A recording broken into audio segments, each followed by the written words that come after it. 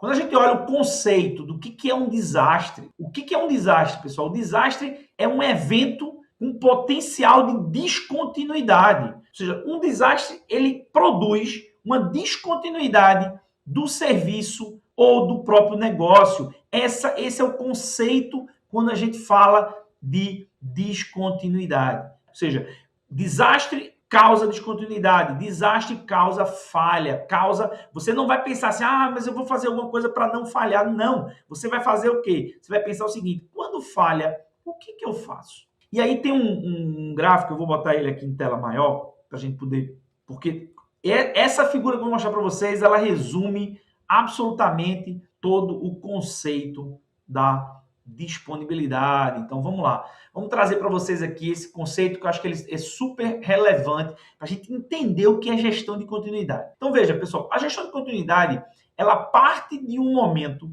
onde houve um desastre. Então imagina que esse ponto zero desse gráfico é um momento do desastre, é um momento onde houve o fato, ocorrência de algum evento que gerou uma indisponibilidade geral no teu ambiente, na tua infraestrutura, na tua tecnologia. Se a gente está falando de tecnologia, se a gente está falando de gestão de continuidade de negócio, gerou indisponibilidade no teu serviço ou no teu negócio em si, na operação do teu negócio. Então, a partir desse evento, 3 grandes ações surgem, na verdade, 2 imediatos, um tem um certo delay. Vamos tratar cada um deles. No primeiro momento, o papel da gestão de continuidade é pensar no que a gente chama de resposta à emergência. O que é resposta à emergência, arteiro? É simples. Resposta à emergência é toda e qualquer ação que eu executo para preservar vidas, patrimônio e meio ambiente. Ou seja, no primeiro momento da gestão de continuidade, a preocupação não é restaurar o ambiente, não é. O primeiro grande subprocesso da gestão de continuidade que você ativa quando acontece um desastre é você cuidar da preservação do patrimônio, das vidas e do ambiente que lhe cerca, ok? Então, está acontecendo um incêndio no seu data center, né? Então eu tenho que preservar a vida das pessoas, eu tenho que tentar preservar o patrimônio, eu tenho que tentar preservar a poluição ou o meio ambiente, de uma forma geral, para que não pegue incêndio em toda a situação. Ou seja, em toda e qualquer situação de desastre, a primeira pergunta que eu faço é: existe algum impacto em pessoas, em patrimônio ou em meio ambiente? Se sim, eu starto o que nós chamamos de resposta à emergência, que é um conjunto de times especializados que vão atuar na evacuação dos locais, no combate na brigada de incêndio, em todo o trabalho para proteger esses 3 pilares. Ao mesmo tempo que a gente trabalha a gestão da resposta à emergência, a gente inicia também nesse momento zero o que nós chamamos de gestão de crise. Então, o que é a gestão de crise, Arteiro? É simples. A gestão de crise, ela se preocupa agora com estabelecer uma liderança para tocar a crise. Ela trabalha com o pensamento de manter a reputação e a imagem da empresa sobre guarda e, obviamente, ela estabelece um canal de comunicação com os seus principais stakeholders, sejam eles internos, sejam eles seus clientes. Então, vamos lá. Então, a gestão de continuidade, aconteceu um desastre, ela starta 2 ações simultâneas. Uma resposta à emergência, se há uma situação de risco para a vida, para o meio ambiente ou para o patrimônio direto, ok? Casos de incêndio, terremotos, grandes desastres, etc. E, ao mesmo tempo, eu crio um modelo de gestão de crise, que esse sim é o mais importante de todo o processo, porque ele vai começar no momento do desastre e ele vai ser responsável por startar um conjunto de outras ações a partir do momento que se estabelece o gabinete de crise, que é o primeiro passo da gestão de continuidade. Então, gestão de continuidade estabelece o processo de gestão de crise, estabelece o gabinete de crise, assume o gabinete de crise uma liderança preparada para a gestão de continuidade, que não necessariamente é o gestor. Então vamos pensar agora num cenário típico, né? Aconteceu um ataque de ransomware na sua empresa, está todo o teu ambiente indisponível, ou seja, aquele tipo de ataque, de cyberataque, onde criptografam os teus servidores, criptografam os teus dados e pedem resgate. Então vamos supor que aconteceu uma situação dessa. Isso tem acontecido diariamente no Brasil, no mundo inteiro. Então aconteceu algo como isso. Então o que você tem que fazer? Primeiro passo é estabelecer uma gestão de crise. Essa gestão de crise estabelece uma nova liderança. Essa liderança pode não ser o CIO, pode não ser o diretor de tecnologia, tem que ser uma pessoa preparada, treinada para atuar em situação de crise, com absolutamente isenção, com situação, com uma boa comunicação, com liderança dentro da instituição e com treinamento apropriado. Então, muito bem, estabeleceu-se a liderança, estabeleceu-se agora mecanismos de comunicação. Porque pare para pensar, se o teu ambiente tecnológico está indisponível, como você vai se comunicar com a população?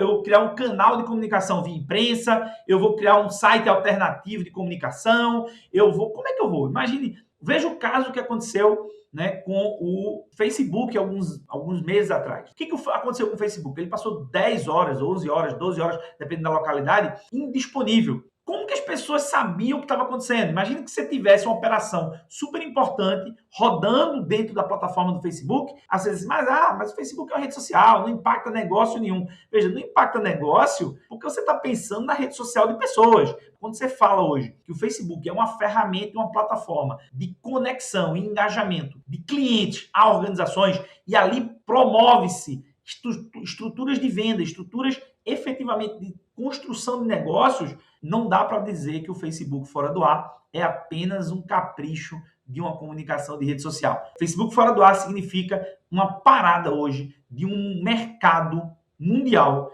que o ano passado, esse ano 2021, já movimentou centenas de bilhões de dólares. Centenas de bilhões de dólares é o tamanho do mercado de infoprodutos, por exemplo, que é um dos mercados que rodam dentro da plataforma do Facebook, entre outras plataformas. Então, quando isso acontece, como que o Facebook vai estabelecer uma comunicação com o cliente dela, com o stakeholder externo, para avisar o que está acontecendo? O que é que ela vai avisar? O que ela pode avisar? O que ela pode avisar tem a ver com compliance, com as suas normas internas, tem a ver com a manutenção da reputação e imagem da empresa.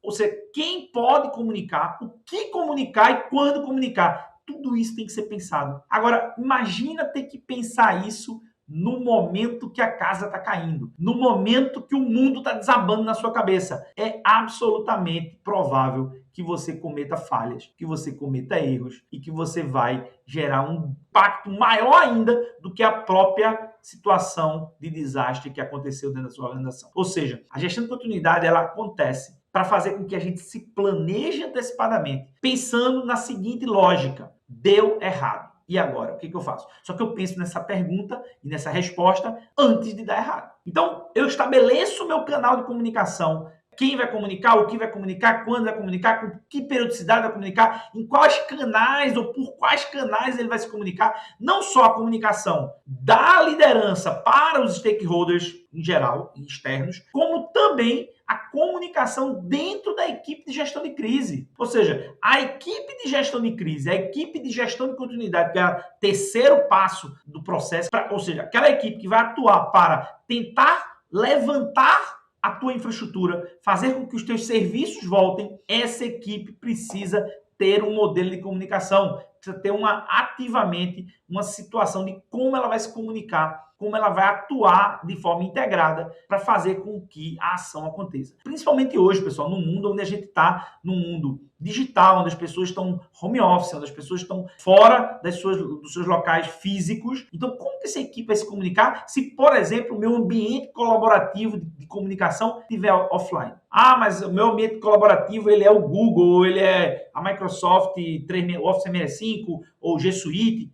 Ótimo, beleza. Então, provavelmente o teu ambiente ele não vai cair, teu ambiente de colaboração. Mas e se não for? E se você tiver situações onde você tem parte do teu ambiente na nuvem, parte do teu ambiente dentro de casa? Então, tudo isso tem que ser pensado. Hoje, inclusive, a contratação de estruturas de colaboração em nuvem é um grande passo na gestão de continuidade. Se você me perguntar hoje se vale a pena ter um ambiente, sim. Hoje, a vantagem de você ter um ambiente como esse dentro da nuvem para situações de desastres internos é absolutamente tranquilizador. Porque você sabe que o teu desastre interno não vai afetar os teus arquivos, a tua comunicação, os teus e-mails, etc. Agora, vamos supor que o desastre envolva o teu ambiente de nuvem, né? Ou seja, imagine que foi o Google ou a Microsoft. Lógico, isso é muito pouco provável, mas você também tem que pensar sobre essa possibilidade. Se você pendura todo o teu negócio, toda a tua operação dentro de uma plataforma de nuvem, pergunta que você tem que se fazer é: e se essa plataforma falhar? A gestão de continuidade ela tem que prever essa situação também. O que eu faço se ela falhar? Então, uma vez que agora eu tratei a gestão da resposta à emergência, vidas, patrimônio, meio ambiente. Eu cuidei da gestão de crise, estabeleci liderança, comunicação adequada e cuidei da reputação e da imagem da empresa, estabelecendo um modelo de comunicação apropriado para o que falar, quando falar e para quem falar. Qual é o próximo passo? Então, o nosso próximo passo envolve agora o que nós chamamos de continuidade e recuperação, que é essa curva verde. Você vê que a curva verde ela não começa exatamente no momento do desastre. Ela não começa aqui, ó, no momento exato do desastre. Ela tem um delay. Por que tem um delay? Porque existe uma atividade dentro do desastre, né, de resposta à emergência, de estabelecimento de gestão de crise, que leva um certo tempo aqui para se tomar a decisão, talvez a decisão mais importante da gestão de continuidade. Muita gente me pergunta qual é a decisão mais importante durante uma crise. Durante uma crise, a decisão mais importante a ser tomada é se eu inicio o processo de gestão de recuperação ou da gestão de continuidade. O que é o processo de gestão de continuidade, Arteiro? O processo de continuidade é aquele processo onde eu vou estabelecer novos mecanismos para me relacionar com o meu cliente, para oferecer os serviços. Ou seja, eu vou startar um ambiente de redundância, eu vou estabelecer novos processos, eu vou criar um novo mecanismo de operação para a minha empresa, né? Do ponto de vista, quando a gente está falando de continuidade de TI, do ponto de vista de tecnologia. Então, eu vou startar um site remoto, eu vou migrar toda a minha infraestrutura para rodar nesse site remoto. E por que essa é uma decisão difícil, né? Você pode estar se perguntando por que essa é uma decisão difícil. Por um motivo simples. Porque quando eu tomo essa decisão de migrar minha plataforma, migrar o meu ambiente para um ambiente diferente, para um ambiente de contingência, eu estou assumindo automaticamente que eu não vou voltar logo. Ou seja, eu vou ter uma situação onde nem todos os meus serviços provavelmente vão estar no ar, porque quando a gente estabelece uma gestão de continuidade,